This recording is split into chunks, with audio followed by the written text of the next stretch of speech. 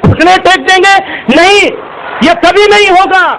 एक बात और कह देना चाहता हूं मैं, इस मोदी सरकार को भी कान खोल करके सुन ले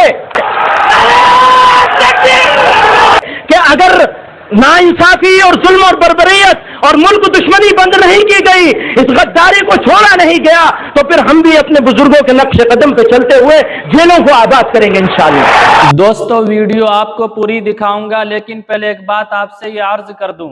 मौलाना मदनी साहब ये शेर पढ़ा करते हैं कि जब सहर ही का ये आलम है तो वक्त शाम क्या होगा। हमें तो ये रंग गुलशन देख कर अफसोस होता है, जब सहर ही का ये आलम है तो वक्त शाम क्या होगा। आज हिंदुस्तान में जो फसादात हो रहे हैं और मुसलमानों के ऊपर तरह तरह से जुल्म ढाया जा रहा है, सिर्फ दाढ़ी और टोपी के नाम पर मार दिया जाता है। अभी मेवात के अंदर किस तरीके से जुल्म ज्यादती की गई, और फिर इससे भी बढ़कर के ट्रेन के अंदर एक शख्स को सिर्फ इस बिना पर कि वो दाढ़ी रखते थे और उनके सर पर टोपी थी, उनको किस तरीके से मारा गया है। आप वीडियो अगर देखे होंगे तो उस सर का कोई हिस्सा बाकी नहीं रहा होगा जिस जगह जख्म के निशानात नहीं आए होंगे। इसी तरीके से इससे भी बड़ा जुल्म किया गया कि एक मस्जिद में हमला किया गया और फिर इमाम साहब को गोली से भून दिया गया। लेकिन गोदी मीडिया इन तमाम चीज़ों को नहीं दिखाएगी जो मुसलमानों के ताल्लुक से होता है। तो ऐसे वक्त में ज़रूरी यह है कि मुसलमानों का भी एक अपना कोई न्यूज़ चैनल होना चाहिए जिस पर सारी खबरें मुसलमानों के ताल्लुक से जितनी भी हों, और इसी तरीके से जो गोदी मीडिया साजिश रचना चाहती है और हुकूमत जो करना चाहती है उसे खुलेआम आप लोगों तक पहुंचाया जा सके। तो उलमाए किराम के मशवरे से एक चैनल का आगाज़ किया गया है, डिस्क्रिप्शन में उसका लिंक दे दिया गया है। आप हजरात से गुजारिश है कि वहां जा करके उस चैनल से जुड़ जाइए। उसकी चंद तादाद मुतय्यन कर दी है उलमाए किराम ने, जिस रोज़ वो तादाद पूरी हो जाएगी पूरी टीम उस पर काम करने के लिए लग जाएगी। आप इस पूरी वीडियो को देखिए। इस वतन अजीज में अगर मुसलमान सुकून से नहीं रहेगा तो याद रखो ये मुल्क भी सुकून से नहीं रहेगा। बाइज्जत मुल्क बनाना है, बेइज्जत और गुलाम मुल्क बनने से बचाना है इस देश को, इस धरती को, इस वतन अजीज को, तो हम लोगों को इन बेईमानों के हाथ से ये देश ये मुल्क छीनना होगा। हम उन लोगों की औलाद है जिन्होंने उस हुकूमत से टक्कर ली थी जिसका सूरज गुरूब नहीं होता था। आज उनकी ये नाजायज काली औलाद हमें गुलाम बनाएगी, ये कभी नहीं हो सकता।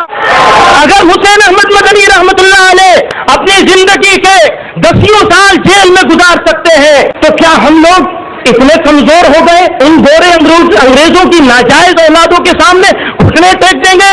नहीं, ये कभी नहीं होगा। एक बात और कह देना चाहता हूं मैं, इस मोदी सरकार को भी कान खोल करके सुन ले